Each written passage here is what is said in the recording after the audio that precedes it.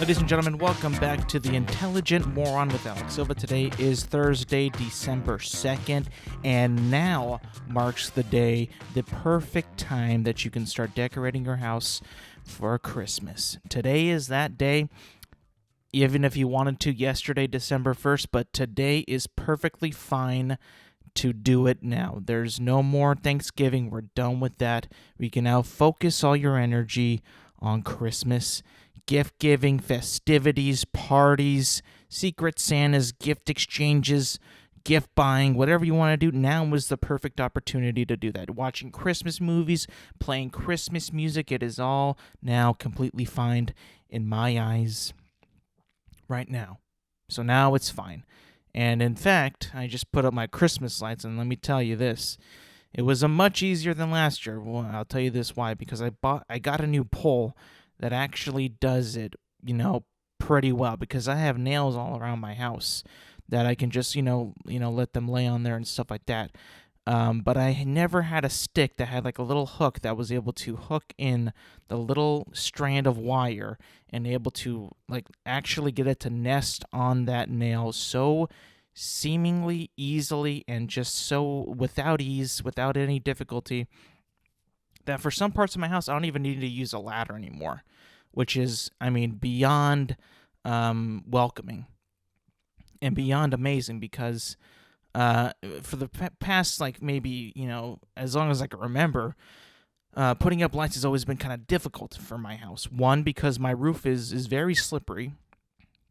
I've had to get onto the roof. I had my brother get onto the roof. My friend back in the day get on my roof, and it's slippery. So it's very dangerous. It's scary.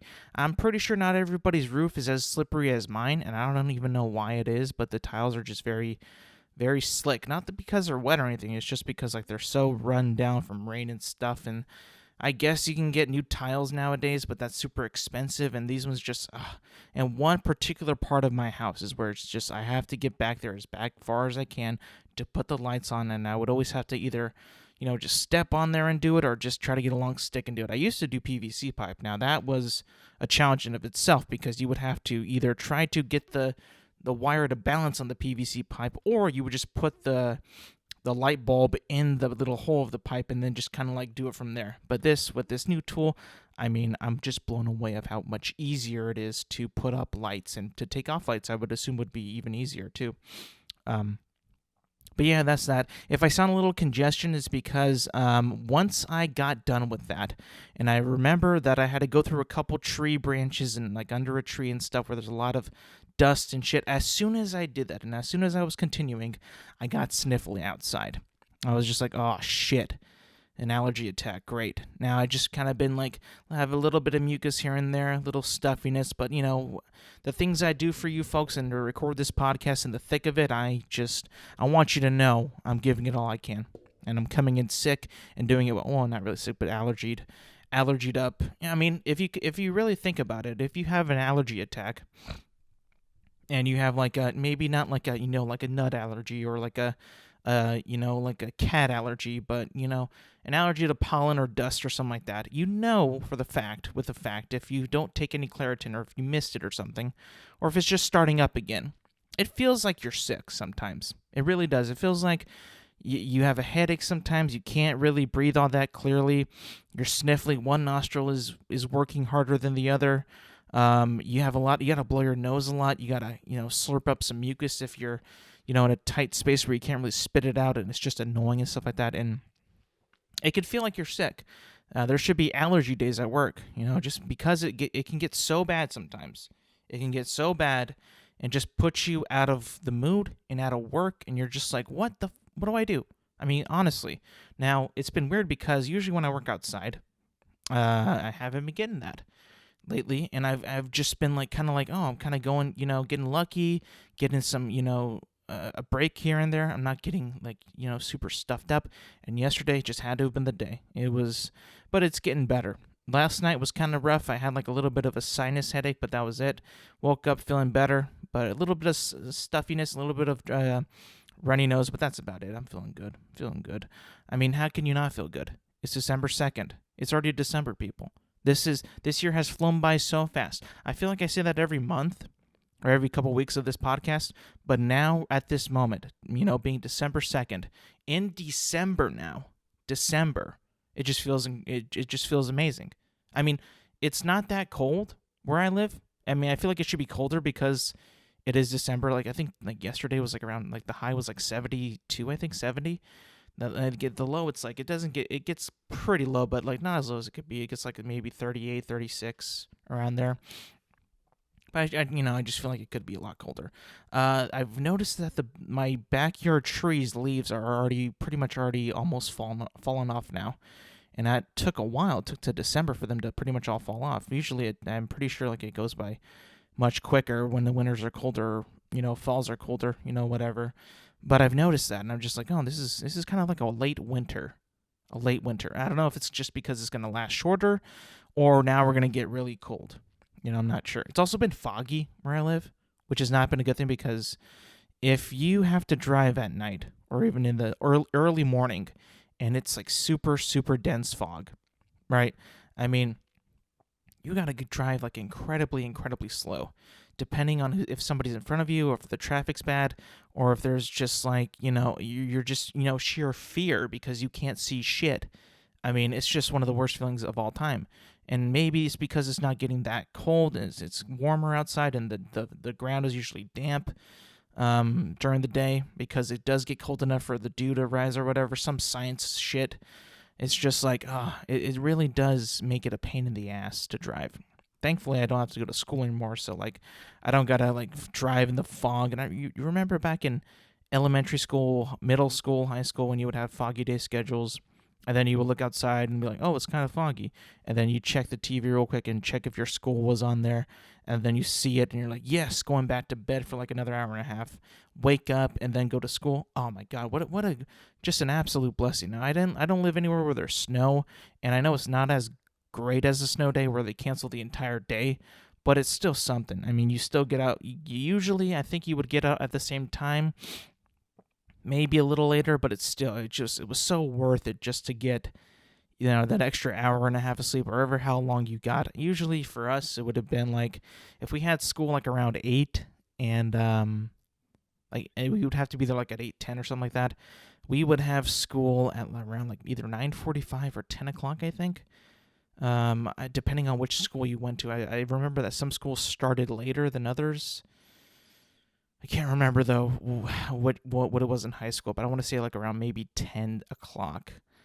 And that was just always the best. I mean, talk about an opening a window to do homework or a window to study, or even if you don't even give a shit or you have nothing to do, you can just actually sleep or go get something to eat or play some video games, whatever you wanted to do. You pretty much had that time to do it. Unless you had to like catch the bus and all that, you'd have to like, make sure you're at the bus stop to get picked up onto the bus and get driven there. And I mean, I can only imagine. I think I only took like the bus a couple times in the morning. I was either a walk to school or I was either a drop off. And I would just never want to be that up early because I didn't live that far away from the school, I thought. And obviously you'd have to go on this entire trip to pick up other people from other stops and all that. And it was just like, I could just walk. It'd be much more, it'd be colder, sure, but it would be, I could just leave at a later time and get there within enough time to spare and just, have enough, talk to your friends and all that. And usually sometimes they wouldn't even be on the bus. So it would just be like, who are you people? I mean, I go to school with you, but I'm like, hey, I don't know who you are, man. I'm sorry. I'm not going to help you with your homework either because I didn't do it. But it's like, I don't know. It just kind of brings back memories of it being foggy and foggy day schedules and all that. Stuff like that. But, that's just a sign of the weather changing and it being cooler. I mean, could you imagine if it was still like 90, 80 something, maybe even 100?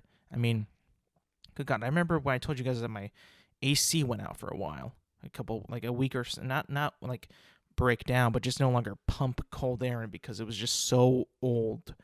And those days when it just wouldn't be doing anything. I mean, being inside even if, like, when it was already nighttime, it would just be so hot, and I'd be so sweaty, and it's just like I can't do anything here, man.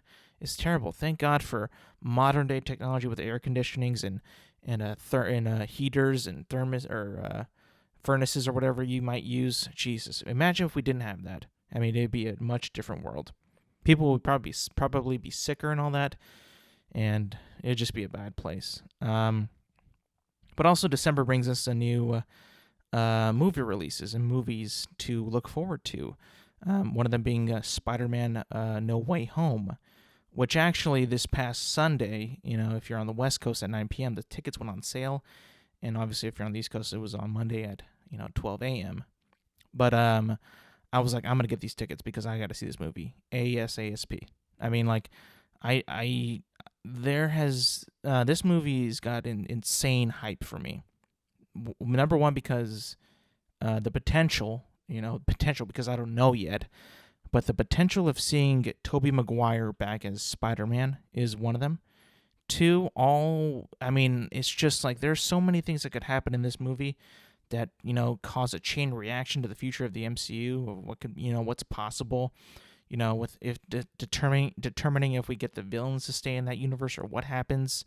Because first of all, let me just go back a little bit. I had to get tickets for the movie. So I am no stranger to doing this. I've been doing this since way back in the day, getting tickets online, whether it be like for the Avengers back in the day, the first one back in 2012 with the Dark Knight Rises, and from on there you have like Jurassic Worlds, the Star Wars sequels, the Avengers, Infinity War, and Endgame. You name it. I've been a veteran of getting these, staying up late, getting on the site and getting the tickets. And normally, usually with these movies, I still end up getting them that day that I, am going to purchase them. It might take like an hour, half an hour to 2 hours, but I usually am able to get them within that time period. That is not the case at all with this movie right here. I mean, this was the hardest tickets to get for Spider-Man No Way Home. And I got to tell you, man, like there were some times when because you would be in the queue, right? You'd be waiting for I'd be on my phone because I want to, put them on my wallet on my phone to just have like a digital, copy or whatever. I'd be on Fandango. I'd go to the time, the date, the theater. I would choose the time, and we had to go later because of some people that, couldn't go till later. So we're like, okay, we're going to go to a later showing. And I tried my hardest to get Thursday night. I was going to go for a 10:40 showing. I know it was late, but it would have been better for most of us. So I did it. I clicked on it, and it kept crashing, right? It wouldn't load any of the seats. It wouldn't even let me pick the amount of tickets, right? It would just keep crashing. And that was happening for at least a good hour and a half, where I couldn't actually pick my seats. And then after that hour and a half, I would go on there and check and, go in and out and just kind of wait a while because I just figured like, I don't know if this is helping. I mean, it can't be helping. It's just got to be making it worse. So after that, around the 2 hour mark, I was able to actually pick my seats. And then once I would pick like 5 seats, and then I would click choose seats, or I would select the number of seats that I want to have, tickets that I want to buy, and then I would go to select my seats, and then that would take another hour of just waiting for that to open up too. Then after that hour, I finally got through and broke through all that. I would see a theater, they would have usually boxes of seats, that would be lit up blue that are available, and if they're not, they'd be X'd out. Every seat, after 3 hours of waiting, I finally get to a queue to choose a seat. Every seat is X'd out. Every single one. And that was the one at Thursday, and we couldn't go any earlier because I was like, okay, well, this is my only option. I got to choose, let's try to go Friday. So now I'm choosing on Friday, and, same day after I tried to do Thursday, that was sold out. Then I tried Friday, and even later showing. And I know this is IMAX, by the way. And I also chose regular too, also X'd out. All of them were X'd out. So I was just getting really, really deflated at that moment. I was just like, what is happening? I can't get in a single thing. No showing is opening up. And then I tried for Friday at 11:45 actually, closer to midnight, just because of the time, it was better for the people that I'm going with. So I tried that, and still nothing. I choose my the number of tickets, I go to choose seats, and then all X'd out too. So I'm thinking like, oh my god, am I even gonna be able to see this movie this weekend? I was just so, and that was like around maybe midnight now, getting closer to 1 a.m. Yeah, it's like, what am I supposed to do now? Because first of all, I was like, are they actually all sold out? Or is this just because like the servers are so bad that they got to put this?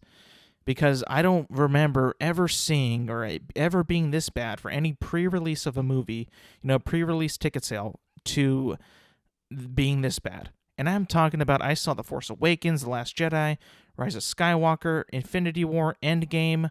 I've seen all the gigantic movies, usually day one or that Friday of. And when I buy tickets on Fandango, they usually never ever took that long to buy them. So I'm thinking like, this is going to be either the biggest movie ever or maybe one of the bigger Marvel movies ever. Like, right? Because like one of the big, you can look down like the list of, if you go to like Box Office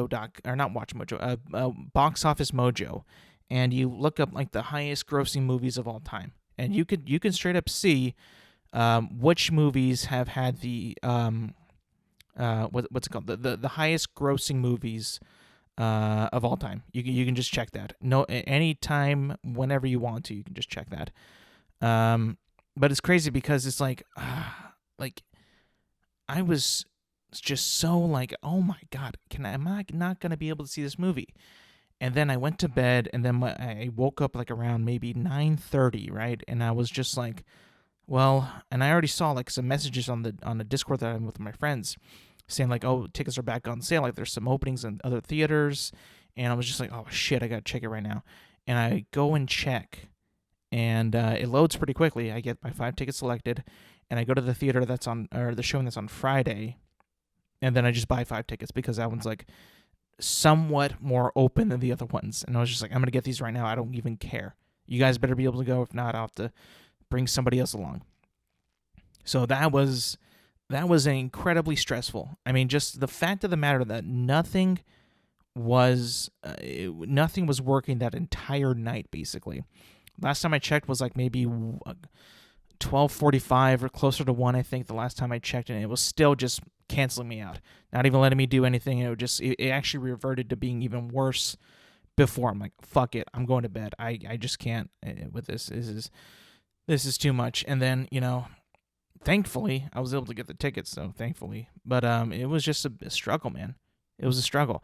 And then you look at the day after that, you see a bunch of fucking tweets from like IGN and other news outlets like saying like Spider-Man No Way Home has already passed pre-sale tickets for surpassed Endgame already.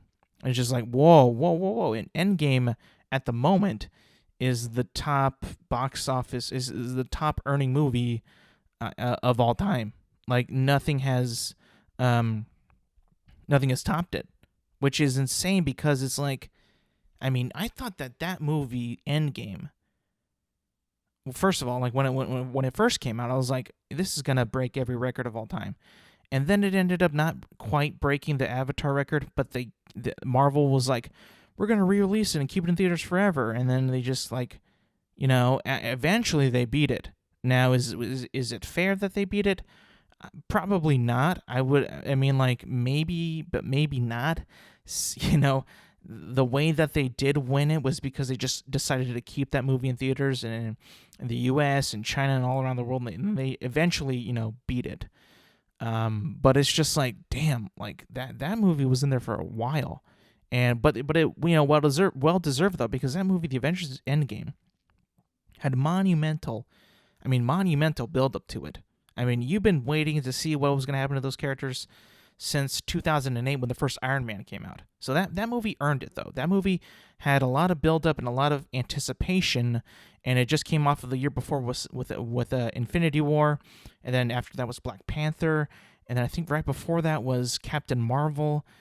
I think it was before that, and maybe I'm wrong, but Ant-Man was probably before that. I'm not sure which one was before Endgame, but it had so much build-up to it.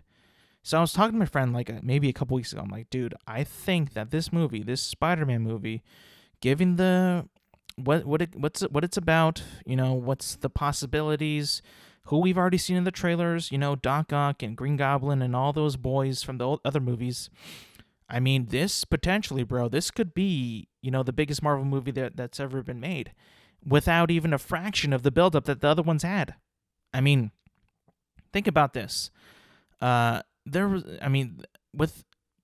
like the rumors were coming out that the new Spider-Man movie was going to be like our first look at what the potential would be for that multiverse and the potential for the who they could bring in from other universes, whether it be the Raimi-verse with Tobey Maguire or the Andrew Garfield universe. And we've already seen it happen, though, in the trailer, by the way. I mean, like I already said, we got Doc Ock and Green Goblin and Sandman and Electro and Lizard and all of them. They're already confirmed pretty much in the movie. I mean, at least from the trailers. I mean, Marvel has been known to fib with what's in their trailers, in certain frames, and compared to the frame from the trailer and the frame from the movie. Like, for instance, the last scene of the Avengers Infinity War trailer when Hulk is jogging with Captain America and Black Panther and Black Widow, and then in the movie he's not even in that, right? Hulk can't be Hulk anymore. He's now just Bruce Banner, but in the Iron Hulk suit.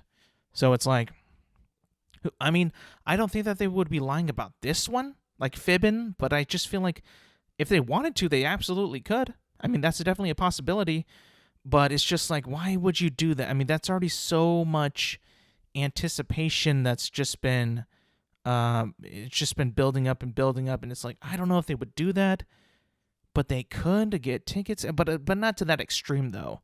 Like I feel like that they're hiding things in certain frames of that trailer, for sure. But I don't think they're going to be taking anything out of what we've already seen. Like they're not gonna have like Lizard and all those guys in that one frame with all those villains, and then in the movie that scene's not even there. Like I feel like that won't happen, but I feel like that scene's going to be in the movie, but we're just not seeing a couple things they might be hiding for shock value, which I'm happy that they're doing that, by the way, because if the rumors are true, if Toby and Andrew are going to be in this movie and we haven't seen them yet, I'm so happy that they went this way. That they went that way, because they easily could have just showed you a frame of the two of them. You would have lost your minds, and you'll be like, "Oh yes, they're going to be in it." But I much like it this way more. Because it does remind me of when you first saw Luke Skywalker at the end of The Force Awakens. Even though I disavow those movies now, back then the hype was building up, and then you see him at the end of the movie, then he gets ruined in The Last Jedi. But in that moment though, it was amazing. It was just mind-blowing. It's like, oh my God, there he is. So I hope that they go that way. I hope that they continue to go that way and not just show anything. Don't show too much. I want to experience that in the theater, especially in IMAX. I mean, lately I've been seeing a lot of the movies that I've, got to see in IMAX just because, we haven't had that many good movies or big movies coming up because of the pandemic. And this is, for sure, this is going to be like the most packed theater that we've ever had, since the beginning of the pandemic, for sure. Just seeing the theater that I bought the tickets from, it's already more packed than any movie that I've ever seen before. It's already more packed.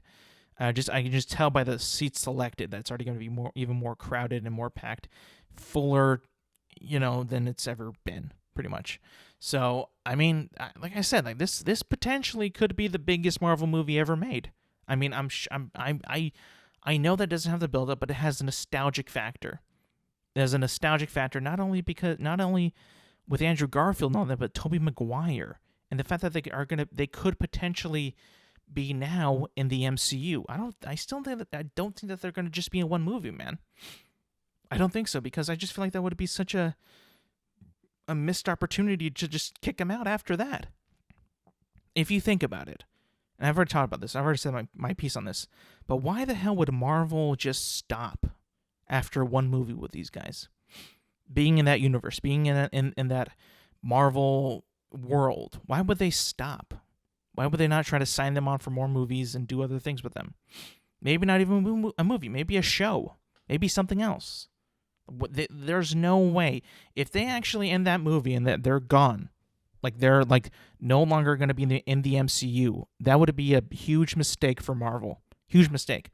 Because there are so many people that probably who watched Avengers Endgame, yes, but I guarantee that there had to have been some that were big fans of, Andrew Garfield or Tobey Maguire Spider-Man's back in the day that probably didn't watch those movies. They probably did.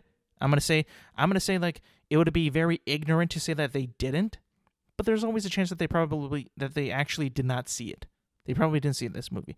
They will see this one though. They will see this one for sure. I mean, again, this is a play on nostalgia, and listen, a lot of people love Spider-Man. Like this is like for some people that this is their favorite superhero of all time, Spider-Man. And I grew up on Tobey Maguire. I watched the Andrew Garfield ones. They weren't my favorite, but the first one was definitely not a bad movie. It was actually pretty good. The second one was actually bad, but I loved all the Tobey Maguire movies except for the third one. That was just like kind of like okay, it's kind of overstuffed, but it's still like it's not terrible in my opinion. It's just not as good as 1 and 2. But actually, and I was wrong. I think I'm on Box Office Mojo right now, and I'm seeing that Avatar still has a record of the most the biggest grossing movie of all time. That's what I'm seeing right now. So I guess they released it again, and I guess they made more money. I'm not sure. I was not aware of that.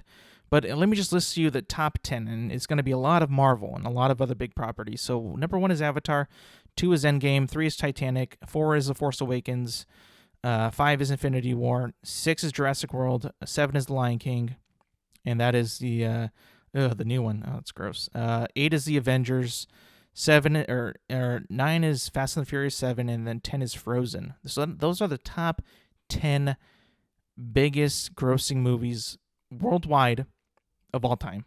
I mean, I was shocked to see that the Frozen 2 actually, not Frozen 1, Frozen 2 actually made the list. That's odd.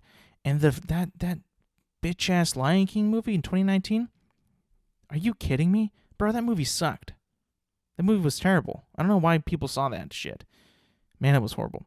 And then at 11 you got Avengers Age of Ultron, which is also very good. And then Black Panther, Harry Potter, Deathly Hallows Part 2, Last Jedi, Jurassic World 2, Frozen. So a lot of Disney and Marvel shit that just runs this entire shit. Pretty much makes a bunch of money. So, I mean, it has potential to be the highest grossing Marvel movie of all time, right? With the pre-sales, with the Fandango report of having more, ticket sales than Endgame so far. But it's just going to be like that longevity. Like, can it sustain itself? Will people come back to see it, over and over and over again? It's not going to be on Disney Plus though, so that's going to be key, because I believe it was I think Shang-Chi was the first one of the Marvel movies to not be simultaneously released on Disney Plus and in theaters. I believe so. So we're going to get that coming out, and, Shang-Chi, Eternals, and now Spider-Man. So, again, this is probably going to be the biggest box office opening / run of the mill, gross of the pandemic era. For sure, this is going to be the biggest one, which is good because that's going to give like other studios the confidence and the numbers to put more movies into the theaters and not just hold on to them. I mean, like, I'm still waiting on Top Gun Maverick. That was supposed to come out in 2020. It's going to be 2022, and I haven't seen it yet. I still haven't seen it yet. So please check out Spider-Man. Check out the other movies that are coming out. I believe that the next one after that is going to be The Matrix Revolutions, which is going to be also released alongside of HBO Max, which might hinder the ticket sales, but I'm not sure, but we'll see. But I believe after The Matrix is going to be that's the last movie that Warner Brothers is going to be releasing along with HBO Max, because I believe in 2022 they're going to go back to just theaters, which is good. They should do that. So I'm excited. I really am. This is going to be, I still think it has the potential to be the biggest movie that Marvel has ever made, because of 1, Spider-Man. They already love seeing Spider-Man. And then 2, the nostalgia factor. Yeah, it barely has any build up. There's no massive build up to this movie. It's just going to be that big because of the nostalgia and because of the potential what could be in it and what could follow. I mean, everybody has been clamoring for the Sinister Six and all that. We pretty much have Doc Ock, Green Goblin, Electro, and then I think Morbius is going to be in that too. I don't know if Lizard is, maybe Sandman. I think there's like a couple more slots that they need to actually complete the Sinister Six. That could be a possibility too. I mean, at this point, man, and then Tom Holland just signed up for 3 more Marvel movies with Sony and Marvel Studios. So it's like, I mean, we're gonna have more of Tom Holland's Spider-Man in the future for sure. I mean, that's just he's already signed on. It's already a fact. So, I mean, if you're not a fan of Marvel, I can see you be like rolling your eyes and being like, oh, I don't care, I don't give a shit. But it's like, we'll see. We'll just see. It all depends though if this movie's good. I mean, there's a lot of pressure on it. There's a lot of build-up, like not build-up, but a lot of hype behind it, a lot of anticipation. But it's gonna be crazy though. It's gonna be crazy. It's gonna feel like old times though for me because I'm gonna be going like super late to watch this movie. I remember back when I used to watch them at midnight. I saw the Avengers 1 at midnight. I saw the Dark Knight Rises at midnight. I believe I saw the Force Awakens at midnight too. I think I might have been a little bit earlier, but I saw that pretty late too.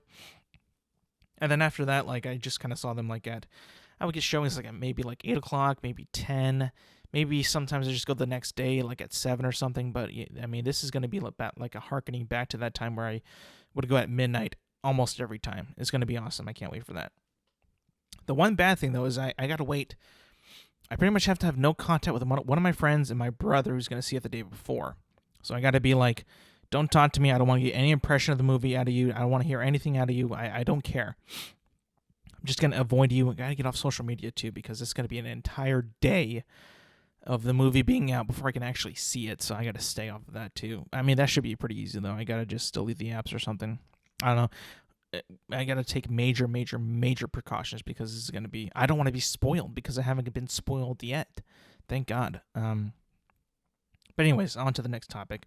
And it's going to be different. It's probably something I rarely talk about, but I've been kind of noticing, and my friends have also been noticing, and they've been wondering, like, what do you think about this, or like about Twitch and all that, and not just about the platform itself, but like what's been happening with Twitch, and I've been noticing it as well because, for the most part, I think the past year and half a year, maybe a little bit more than 9 months, I've been watching some Twitch streamers like the names of Nick Merckx and Tim the Tap Man who have been like, just in my opinion, very entertaining together. And recently, I think in September, Tim the Tap Man moved to YouTube over Twitch, and like I know other couple streamers like Dr. Lupo have been switching over, and now recently just that guy Ludwig has switched over, and Nick Merckx stayed at Twitch, and Dr. Disrespect is on YouTube and all that, and I'm just kind of like, my friend was pointing out, like, why do you think that it is they're doing that? Why do you think that Twitch is losing these streamers, and why do you think that YouTube is making the push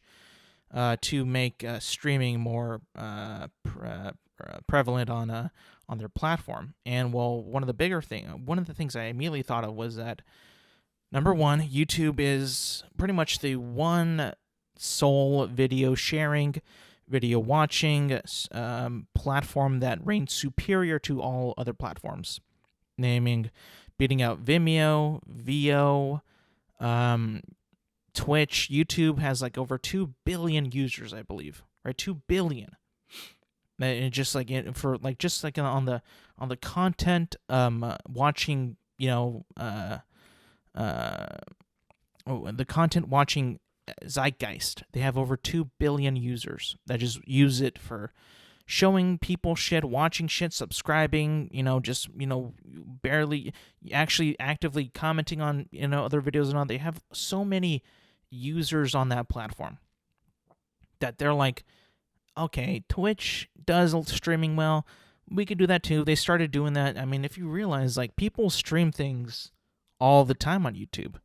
Not just gaming. You can stream whatever you want. Like, I'm a huge fan of Barstool Sports, and sometimes they'll stream like them watching the games, like a playoff game in the World Series, or NFL Sunday, or like they'll be like streaming like a game, what is it called, the Dozen Trivia show. streaming has become a thing on YouTube now. It's not super niche anymore. And you don't have to stream just games. You can stream whatever you want. Same with Twitch now, but like the streaming option is there to stream whatever you want.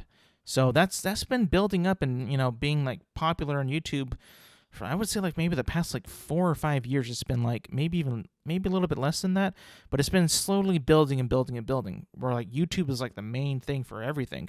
You can get your short content with this like an old fashioned video, or you can stream. So and like that kind of goes to the point, like they are so big that why would they want any competition out there? So, they probably want to pluck whoever they can and do it that way. Now, it kind of reminds me of the Mixer thing, but you got to remember, Mixer at that time was still very, very new. Very, very new when they signed Ninja and Shroud of those big contracts and like say, hey, come over here, we're going to be on Mixer. And they would promote their stuff on Mixer, like, hey, come watch me on Mixer. And at the start, it was, not bad. It wasn't terrible. But after a while, you just have two creators and not that big of a streaming platform to begin with. It just kind of died and went away. They couldn't sustain themselves. It's just like those two guys could not bring enough audience for that platform to survive. And I don't know if it was just because that platform wasn't very well known, or just not that interesting. Or for me, I thought it was actually a better platform. With latency and functionality and like the how to use it, and I had an Xbox and I could just stream on Mixer, like so simple and so easy that it would just be effortless pretty much. But you try to do that and you're not big enough to sustain it. It's not going to work out. And they eventually ended up going back to Twitch, I believe. At least Shroud did. I don't know about Ninja. I think he did too. But anyways, back to the YouTube thing. They're so big. They're massive. They're even bigger than Twitch. It would be very ignorant of them to not dabble into the streaming game too. Because if like they'll see the Twitch like doing like, hey, they have a streaming thing that's pretty big. Why don't we make something like that too? I mean, we're gigantic. We can probably even make it better. I mean, I think that's what they're trying to do too. And with the signing of these, these streamers and creators, that's just gonna, boost up their popularity. It's already big as it is right now, with, like I said, 2 billion users on YouTube. But recently, Ludwig went there, and he doesn't even play video games. He just does like talking and stuff like that. He's mainly on the just chatting tab, I believe. And I just recently like watched what he does. He hosts like a game show, I think today on YouTube, or yesterday on YouTube. It was like some kind of game show that he hosts, and like it did pretty well. It got like 52,000 viewers like at one time. So it's not like he's like broadcasting like 1,000 people. He actually has a lot of fans there. I've never even really heard of this guy either, by the way. But it's just it's kind of been making the rounds of what they're doing and what they want to do. But I did some research, and I found this good quote from the Washington Post, and this was published like a couple weeks after Tim the Tatman started streaming on YouTube. And it basically says that not only are hate raids less of a problem on YouTube, but the platform offers other perks like a 70 to 30 default revenue split in favor of creators, where Twitch starts out at 50-50. So immediately I think of this and I look at that and I remember that, oh yeah, didn't Twitch have like a day to promote to just stay off Twitch to prevent like verbal abuse or like cyberbullying type of abuse? Because like I believe that Twitch has a problem with that. Like the people on Twitch are just like, I don't know what it is, but they just might be like more I don't know, have a more hostility towards the creators or their chats or whatever.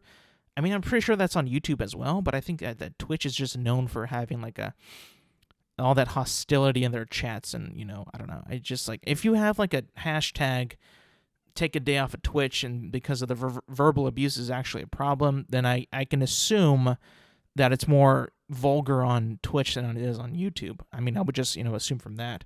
Moving on with the quote though. Let's see. Additionally, YouTube is less saturated with live streamers than Twitch, where the top 1,000 broadcasters account for more than half of all hours watched, leaving a relatively small audience for which millions of other streamers compete. Additionally, Twitch is structured around directories dedicated to specific games and activities, and the visible streamers at the top of those directories tend to be the biggest. Okay, that makes sense. Moving on. Success, in other words, Begit's future success and obscurity is nigh impossible to overcome. So, if you are a streamer and you enjoy playing Warzone and you want to get into it, and you see who you're up against. Now, back in the day, you probably even a bigger competition, right? With Tim the Tatman and Nitmerks are playing Warzone, along with everybody else, like Dr. Lupo and all those guys, Dr. Disrespect. If he was on there still, and you wanted to be a Warzone streamer, it's going to be very, very tough for you to break through. Extremely tough. Not saying it's going to be easier on YouTube, but it's just like, it's already a gigantic hurdle to climb because there's just so many people watching Warzone, and they want to watch like who's good at the game, who's funny, who's fun to watch, who's average, and it's like there's just a bunch of other things that it's like, to take into factor of just being a streamer, and also as far as I know, Twitch is just streaming. Like, that's all you can do there. You can't make short videos, shorter content, branch off and do other things. It's always got to be live streaming. And watching Ludwig's video of why he left and why he chose YouTube instead of Twitch, one of the things I took out from there is that he didn't want to just grind out streaming and that's all he was able to do. He wanted to do other things and make other content. So I'm guessing that he's just going to make other videos, other content on YouTube that is, you can actually publish there. And he already had like a YouTube account too, like a couple YouTube accounts where you can put other things on there.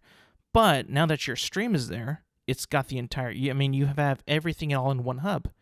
And it's not just him though, because I remember like Nick Merckx and even Tim the Tatman, Dr. Disrespect would just post clips on YouTube before they moved to YouTube. And they still do that today, but now that they have it on YouTube, it's just all one single hub. Everything's just on YouTube now. And then that just makes it easier because that it's just like so much more easier for you to have everything in one spot now. Now, that's not just saying that that these streamers only did Twitch, right? Even before they moved to YouTube, they had YouTube channels, right? They had Tim the Tatman 2, more Nick Merckx, even more Tim the Tatman. They had channels on YouTube that would also boost their revenue up. You put up clips and all that, make a shorter content, maybe like a 20-minute compilation that'd get like 1 million views and just like make more money, probably even more money that they would do a single day streaming on Twitch.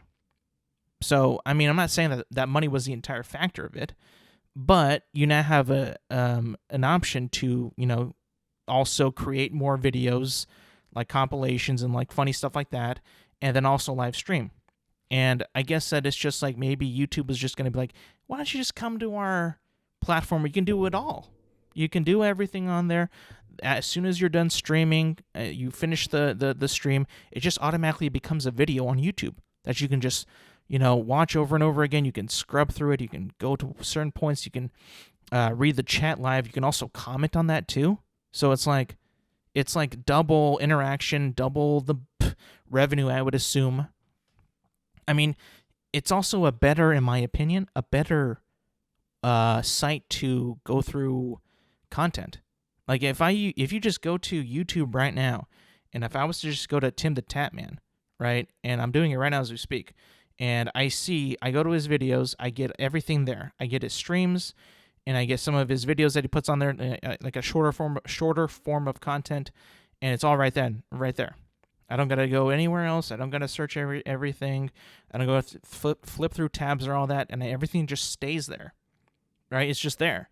And then, like I said, you can just click on the video if you wanted to, and then you could see the chat in real-time replay, and you could also comment on there. So it's like it's more creator-friendly, I think, than Twitch is. Because I think after a while on Twitch, doesn't your VOD go away? Or does it just kind of like, go away? Like I said, like Twitch is is mainly for live streaming. That's all they do, really. You can't post any videos that are just like, not that. So I think that that's why they left. Also, again, with the whole in favor of the creator with the revenue and being paid. I mean, in that article, it just kind of seems like, why would you not want to do that? I mean, like Twitch is like, I don't know. It's just like, it doesn't seem like it's super like in favor of the creator, in my opinion. I could be wrong, but it's just like, if YouTube offers all these things and you can live stream, you could post videos, you also have a comment section, and they've made it so you could also, like, I know Twitch, you can donate shit and all that too. That's also available on YouTube as well. That you can easily donate money to your streamer. They have the join button, which is basically like a subscribe button on Twitch, where you could, for a monthly fee. So it's all there. It's literally like everything that Twitch has, YouTube has, but even more.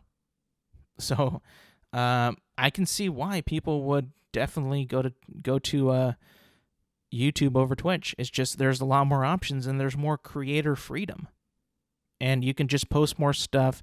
You don't have to just live stream. You could do other things. You can do whatever you want, basically. As long as it's in their guidelines of what you can do. Now, I'm pretty sure that these guys have signed on to a contract with YouTube, and in that contract is like, you got to stream this many hours a week. I'm pretty sure that might be, that's got to be a thing in that. In case that they do that, and they also can use like, post videos to other channels that they have. Like, I know Tim the Tam has like maybe 4 channels. So it's like, I don't think that they're restricting him on channels that he can create, and that he can just keep, putting out different content on different channels if he wanted to, and he would just make even more money off of that. So part of me is like, obviously the money's going to be the number one thing. What's going to set me up to make me comfortable, and for me and my family and my future streaming, because I'm pretty sure that streaming was never going to be like this. The people never thought that streaming would be this sustainable of a job ever. Like, it's just like, if you really sign the right deals, if you make the right shit, you could be streaming for a long time and make a ton of money doing it.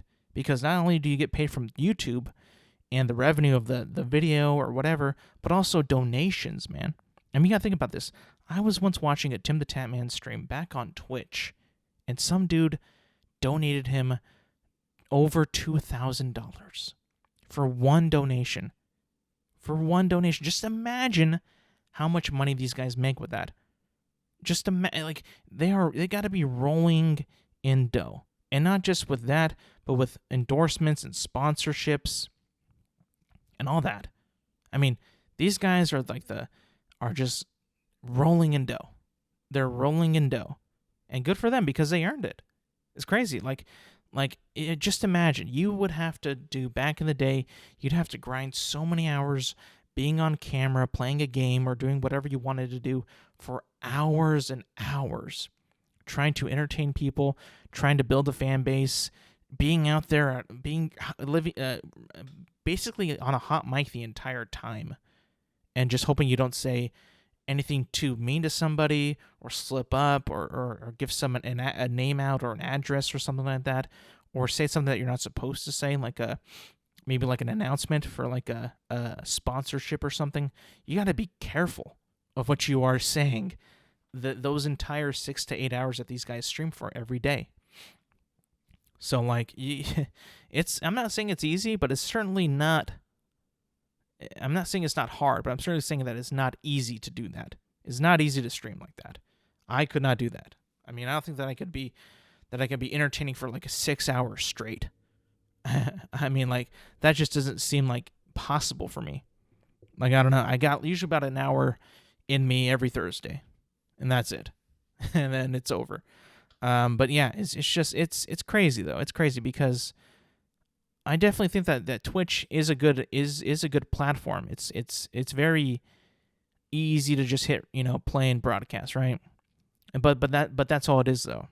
These guys want to do other things, and just instead of grinding out hours and hours on Twitch to, hopefully make, a good amount of money, which I'm sure that they do, and maybe not. And that's also to say that some of them also, make side content and put it on YouTube, like Nick Merckx does. Other people do that as well. But I think it's just like it all being in one spot, and if that spot's going to pay for you to stay there or to move over and be like really comfortable and be like, oh, you can just do all this and have fun here. And you can post videos whenever you want. You can make other side content whenever you want. You already got the deal that we're paying you to, sign on with us. On top of that, the donations. On top of that, the endorsements. On top of that, the side revenue from whatever video that you want to put out to earn other revenue. I mean, there's a reason why they say like the video. There's a reason why they say share the video. There's a reason why they say subscribe. Because of that algorithm. Now, that algorithm is a tough son of a bitch, though, because now, if you've noticed, so I've also dug a little bit of digging here. One of the problems that they do have when they go to YouTube is that you got to be creative with your thumbnail, and two, your title of your video and keywords in the description and all that, because YouTube is weird about that. I mean, it's not just for these streamers, but other content creators. If your thumbnail or your title or your description doesn't like line up with that algorithm, chances are they might not get shared with a lot of people there. Now, they all bet on that their subscribers will watch their stream, but they also want to get other people to watch their stream as well. So it's like you gotta be tough with it. You gotta be creative. You got to be willing to follow that algorithm to get more viewership. The more you want to go. So it's not easy. Trust me. If you don't know the YouTube algorithm and what that's all about, you should look into it, because it is crazy. It can be really, really weird of how they promote other videos and just absolutely suppress others. I mean, you can see like some guy with a channel of like maybe 100 and some thousand subscribers, right? And then his latest video has been out for like a couple days, and the guy's got like maybe 2,000 views on it. Like, how is that even possible? Then the whole notification thing, the click the bell and all that, they're fighting an uphill battle as well. So it's not going to be a breeze on YouTube. It surely is not going to be a breeze. It's going to be a struggle. It's going to be like, okay, new platform, we got paid our deal, but now we got to really, besides all the viewers and all that and the other side of videos that we make for other content, it's like, okay, we got to keep up the pace, though. Because if you notice, on Twitch, you didn't need a thumbnail. And I remember back in the day, before Timmy signed, he would just title his stream Fat, or Fat Man, or Hey. And then you get so many people watching. Now, he would average like maybe around like 35 to 40,000 sometimes on a good day. Now he's at like 21,000, 22,000. And that's playing with Doc. So it's like, you gotta, it's gonna be a struggle. Like, it's not gonna be a walk in the park on YouTube. So I think that they know that. I think that it's gonna be, they know that they're gonna be having to be more creative. Which in some cases, if you want that, if you want that challenge, you gotta, attack it and let it be welcoming, and then just go after it. And be as creative as you can possibly be with that, because that algorithm, like I said, on YouTube is crazy. And I've heard a lot of, people talk about it, whether it's Nick Merckx or Tim the Tat Man, Dr. Disrespect, other creators talk of how it's just crazy to capture that. And if you remember, back in like this summer, and even like in the spring of this year, some of the hottest YouTube content of all time was Tim the Tat Man or Nick Merckx or any other streamer just making compilations of Warzone. Best plays, funny interactions. The Warzone videos of this past year have been some of the most viewed videos on YouTube daily. Right, daily. And it would be so easy, because you would see like Tim the Tat Man put out like a video every week, like one video a week about Warzone. It would like average like maybe around like 300,000 views. Every video would. Like those are just bags of cash. Those are bags of cash right there. And if you, a prime example is, right, if Warzone is in the algorithm, and it's like that's what drives in the revenue and the views, and then you look at Nick Merckx, who's been mainly playing Apex Legends, and then you look at his viewership. And then you look at his streamer viewers. It's not even. It's like, it's almost like kind of mean in a way because of how much that they dip because you're not playing a certain game. So it's like, Apex is not in the algorithm, but Warzone is, and it has been for a while. Now it's probably going to change soon, but as long as they see that it's in the algorithm and that's what's hitting, you can guarantee that they're going to be making videos about Warzone still.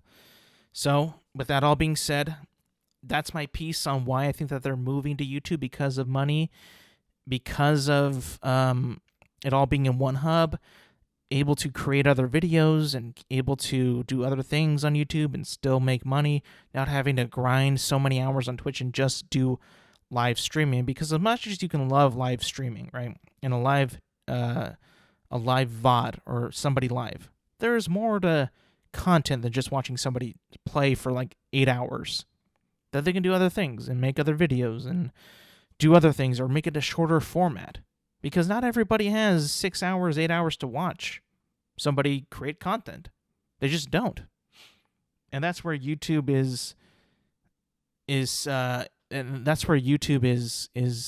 has more options of what you can make. It gives you that flexibility and that freedom to do pretty much create whatever you want. And hopefully that you land in the algorithm. And then you can make as much money as you can. So that's my piece. That's what I think. I'm not going to go into the nitty-gritty of it and just see, like, well, why, like, is there bad blood with Twitch? Is Twitch being bad? I'm pretty sure Twitch is not the greatest, but also YouTube isn't that great either. They're just not. But I will say, if I had to choose a platform to watch a live stream, I would immediately choose YouTube. Number one, because I'm just on YouTube more, and two, I just think that their playback speed is just better, even with like watching a stream after it already ended. I mean, like, sometimes I'm on Twitch and it's so laggy and it's so behind, and it's not as fluid as YouTube is. It's just not, and that's just because they have so much more money than Twitch. Like I said, YouTube wants to live in a world where there's absolutely no competition. They do.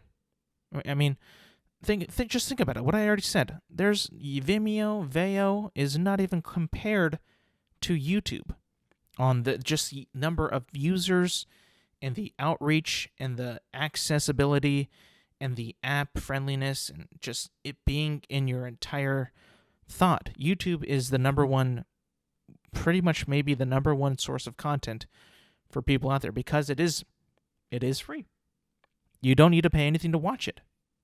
Same with Twitch, but you can get everything there. You can watch Tim the Tatman on Twitch for free. You can watch his compilations for free. You can watch other things for free. You can watch it stream for free with ads though, But so does Twitch has ads as well. But it's more of a variety on YouTube because as much as we love live streams and people streaming and all that, not everybody's got that kind of time to watch a 6-8 hour stream. We just don't. So that I think that's why why they moved to YouTube, because it is such a big platform.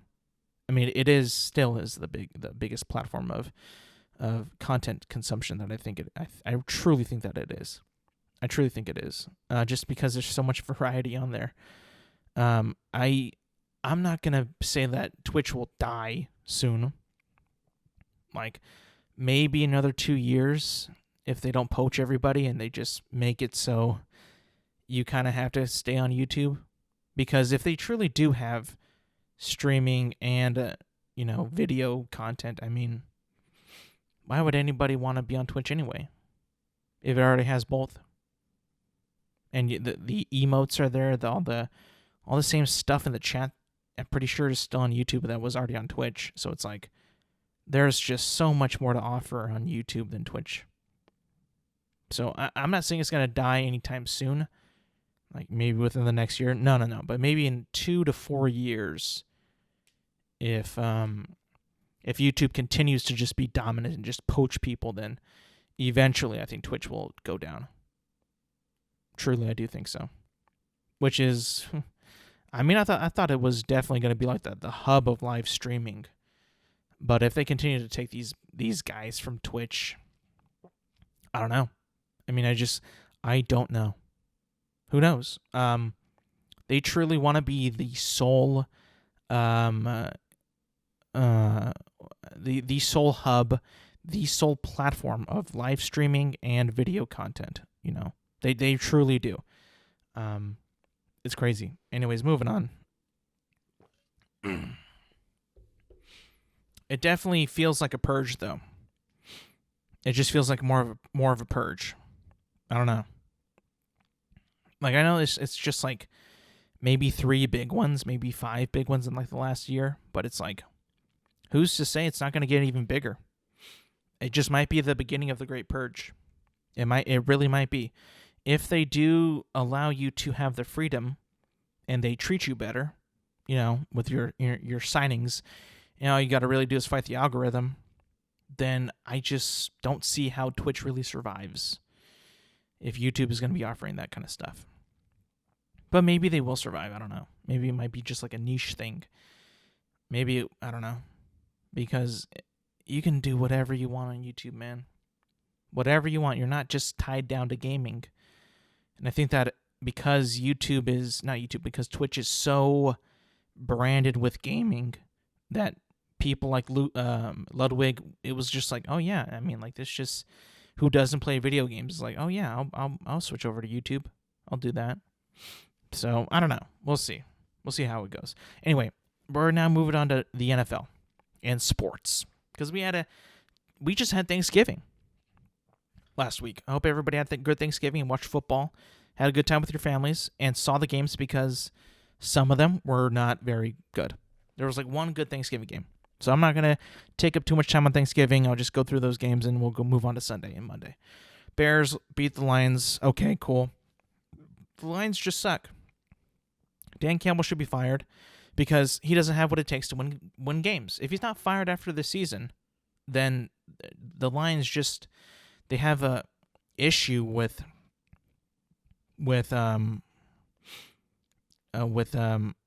commitment. And we love Dan Campbell. We think he's a good coach, but he's not winning.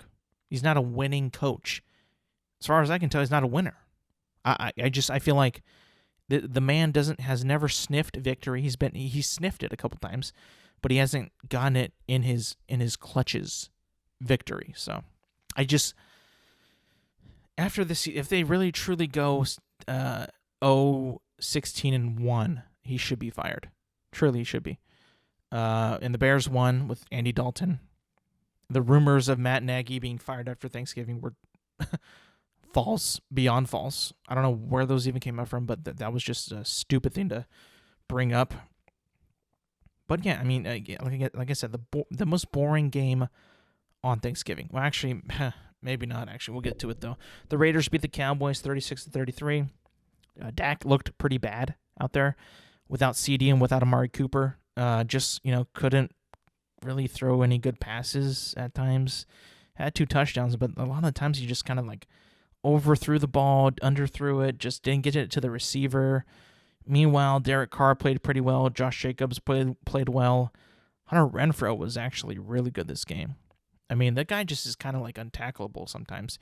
He just knows how to evade defenders so well, and it's they gotta play him more because I feel like he's a good player, but they just don't use him all that much.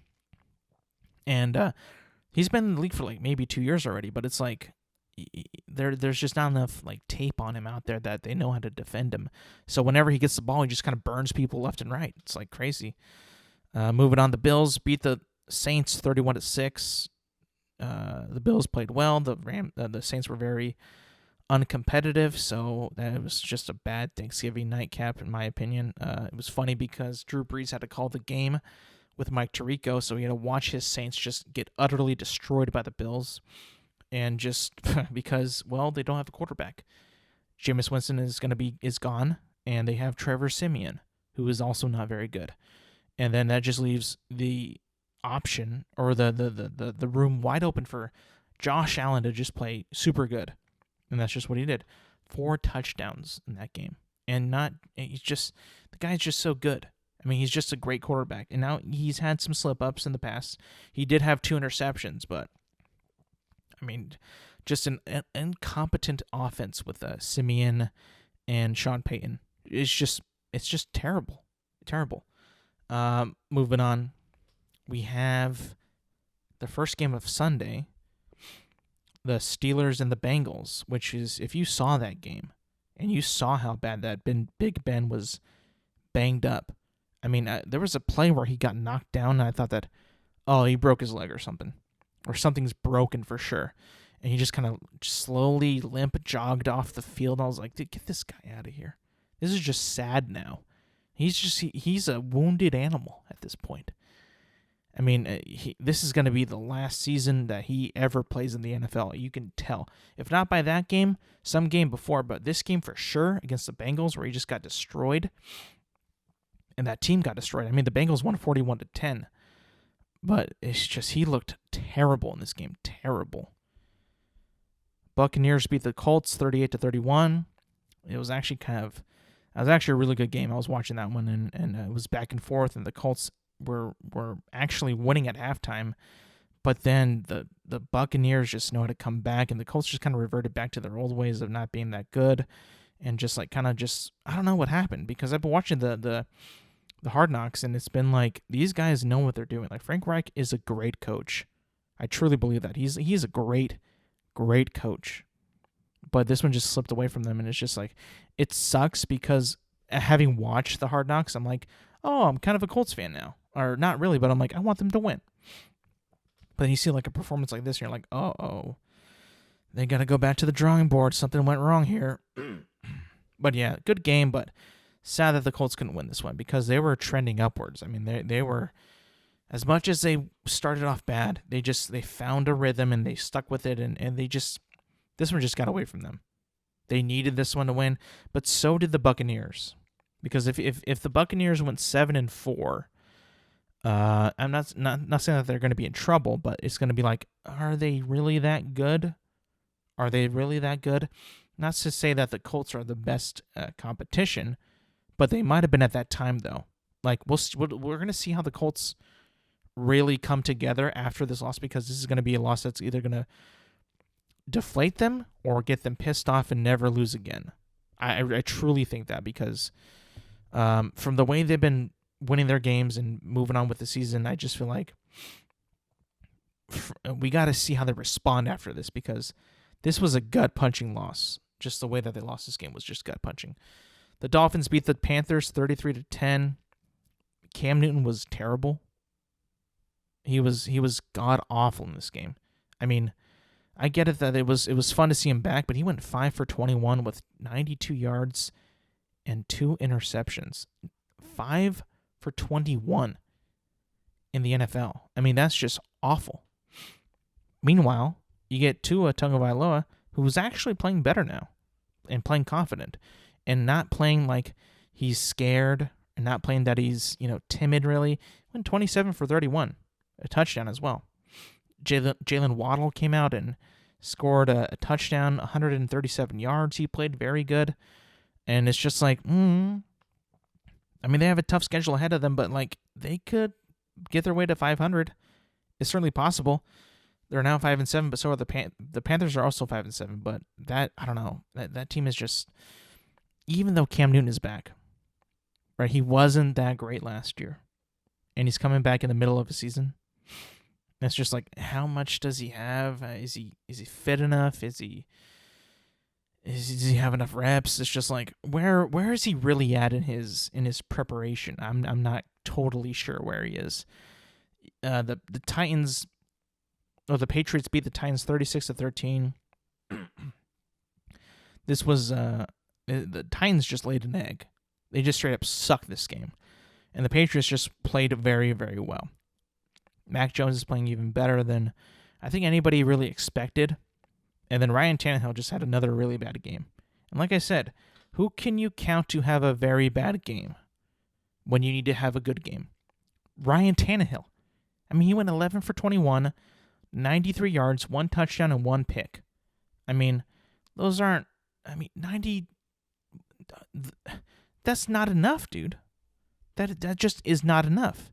You got to play better than that. I mean, you can't tell me you've been in the league for like so many years and you throw 93 yards.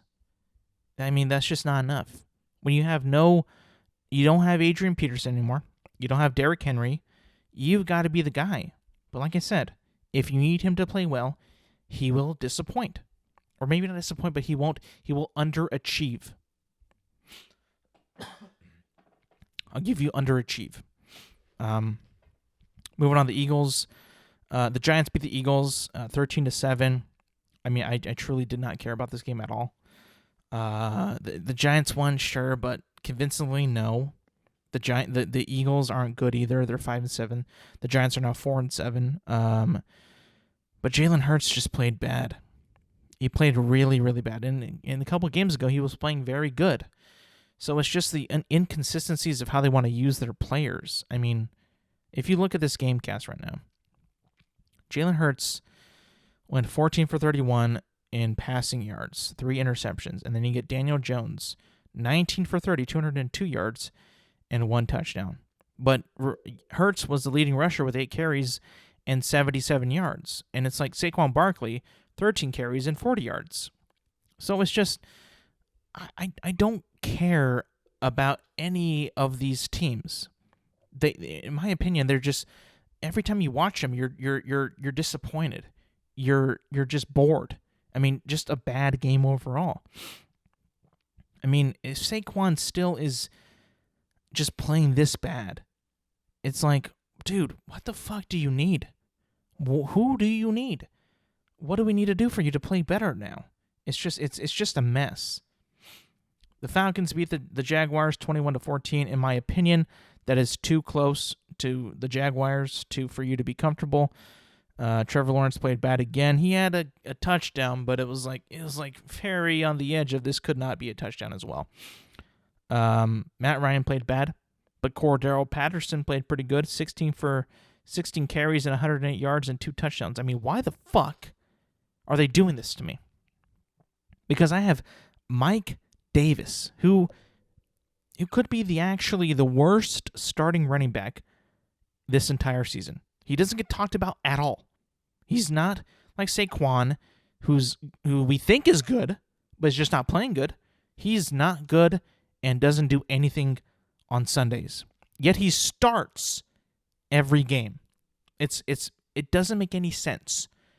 And then you got Cordero Patterson, who's I thought was a receiver, but is now just a football player who does anything that they want them to do. He's like a Deebo Samuel of the 49ers, but he's just on. They give the ball to him all the time. It's just like because they don't have a quarterback that can run the ball or who that can throw the ball, and they don't have a running back who can run the ball effectively, they give it to Cordero Patterson, who can do pretty much receive and run the ball. So it's like, dude, I mean, this is just killing me. The fact that these players exist and that he's not going to throw it to Kyle Pitts, who I have. He's not going to give it off to Mike Davis, who I have. He's just going to use this guy the entire time. I mean, this just is, I don't know what it is, but it's like, you guys aren't even doing your roles, really. Like, Kyle Pitts and fucking Matt Ryan, Mike Davis, this team is just stupid. They know they have no talent at quarterback and running back. They have one at tight end, but they can't get it to him because their quarterback sucks. And the running back also sucks, so they can't run the ball. So who do they give it to? Cordero Patterson. And just do whatever you want with it, man. And it works for them, but it's like, why do I even play anybody on the Falcons? Why do I even do it? I don't know. It's just it's my story. That's just my luck. I mean, I guess the Jets beat the Texans 21-14. Zach Wilson played okay. Tyrod Taylor did okay as well. I barely saw this game, to be honest with you. I just saw that the Jets actually won, so they're no longer as bad as the Texans. They're, in fact, a game better than the Texans. So, congrats to the Jets. I mean, they don't win many games. Neither do the Texans, but it's just I don't care anymore about these two teams. I never really did, to be honest with you. I'll be honest with you. I never did, but since they're in the NFL, I kind of have to care. The Chargers lose to the Broncos 13-28. The Chargers probably aren't as good as we think. They've had a couple flashy wins, a couple convincing wins, but when they lose pretty bad and pretty embarrassing, especially to the Broncos, who I can't name anybody else but Teddy Bridgewater and Melvin Gordon on their team. I truly can't. And then Vic Fangio is their head coach.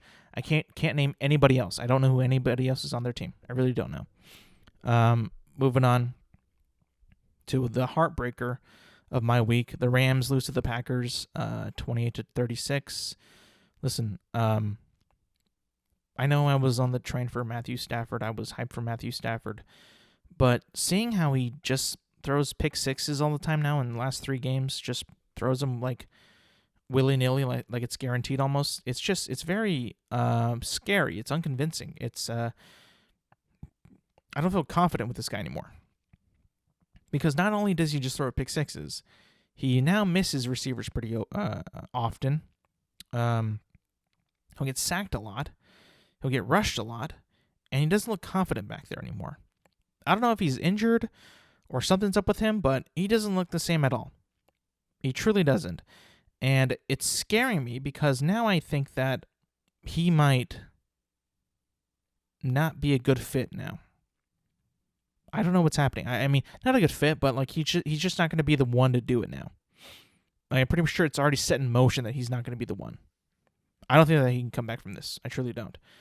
I hope he can. Prove me wrong, please, Matthew. But it's just, and then to lose to the Packers too.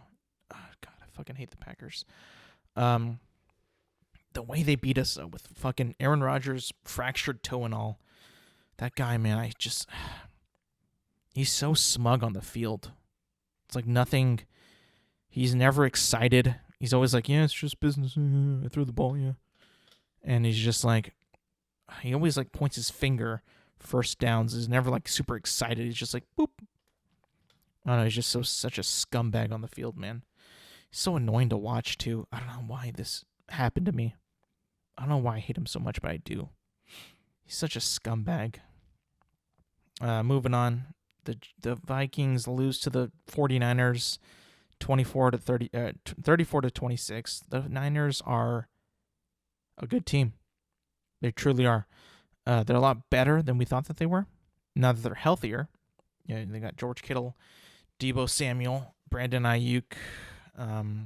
Garoppolo's he's just going on for the ride because he doesn't got to do that much. If you look at his game cast, I believe this past weekend he did okay. 17 for 26, 1 touchdown, 1 interception, 230 yards, and he played average. He didn't need to do that much because he has good players around him. They have that Deebo Samuel guy that is just like a Cordero Patterson, but even better.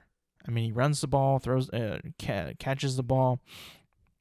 Guy's literally everywhere. And then you get Kirk Cousins, who's also just, in my opinion, he's just a very average quarterback as well. He should not be getting paid that much money to be average. Like, he can win you a couple games, but he's just not, he's not a looker. I'm like, oh, Kirk Cousins is good. Yeah, he's not that good. Truly isn't. Dalvin Cook had a bad game, 10 carries for 39 yards, but it's just like, I mean, they're just a very average team. Very, very average. Meanwhile, the 49ers their record is average, but they play a lot, they're a lot better than what their record shows. A lot better. Moving on. The Browns lose to the Ravens 10-16. Just a really boring, ugly game as well. Really boring and ugly. Not very low scoring. Interceptions galore for Lamar Jackson. I mean, just not a very good game. I think everybody who's watched the game saw that this guy just had a very, very bad game. I'm not going to call him a bad quarterback. I think that he's a very good quarterback. But after missing, I think 2 weeks, 2 games at least, just didn't play that well. I think he had like 4 interceptions in the second quarter, I think. I mean, came back with a touchdown, but also Baker Mayfield, dude. You want to talk average too? This guy is also very average. In the past couple weeks, this guy's been playing pretty badly. I mean, he's just been... And the team itself is just not that good, which is weird because a year before they were amazing. But I don't know what's happening to them. I mean, the Ravens are good in my opinion. They just had a little bit of a misstep, I think, here. But if you're really in the AFC North, you got to be watching out for those Bengals, because they truly might be the team on the rise at the moment. Last year it was the Browns for sure, and along with the Ravens. But even though the Steelers had that perfect record for I think until week 11 last year, and they're just dead in the water now. They're dead for sure, dead. Last game of the week, the Seahawks lose to the Washington football team, 15-17, and I think we can confirm now that this Seahawks team is just not good. Now, whether that be the leadership in the coaching staff or the players itself, I just think that they don't have what it takes to work as a unit to win football games. I mean, the Washington football team were not very good either. They were 4-6. They're now 5-6 because they beat them. And you're just like, how does Taylor Heineke beat Russell Wilson? I truly don't know how, because I was just absolutely ripping him up at the beginning and the middle of the season. I was just ripping him up because I couldn't believe that they actually kept starting this guy, because he just didn't seem like a starting quarterback. He wasn't. He's a backup. He had to become one because Ryan Fitzpatrick is, I think, done for the year now. I think he's done for the year. I don't know if I'm not super confident on that, but if I were to bet, and I'm not a betting man, I would assume that he's out for the year with a hip injury or whatever. But you get Russell Wilson and 0 targets to DK Metcalf, who is without a doubt probably your best receiver on the team. I mean, Tyler Lockett is good, but he's no DK Metcalf. I mean, that guy is just a freak of nature, and no targets to him? It's like, dude, what are you doing? You have DK Metcalf. Why are you not throwing the ball to DK Metcalf? It's like, get a grip. Do you know who's on your team, bro? And then you get the Washington football team beating them, and it's just like, I don't know. It's just like, what?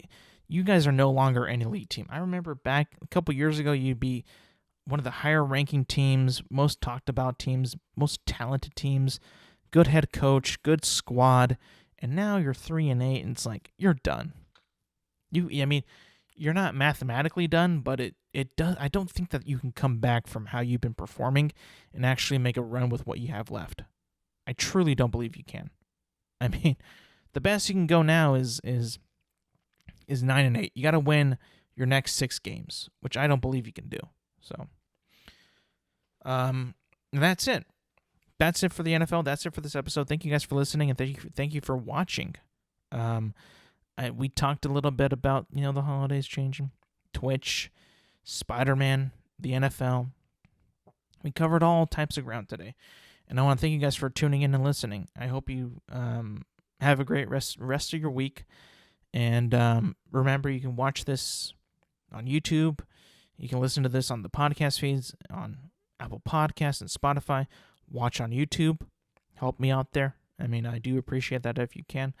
Like the video, share the video, subscribe to the channel, rate and review on the podcast feeds. Helps a lot. Share it. Tell everybody you know to listen to it. Thank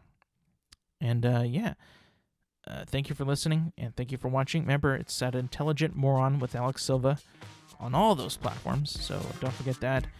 And I will see you guys next week.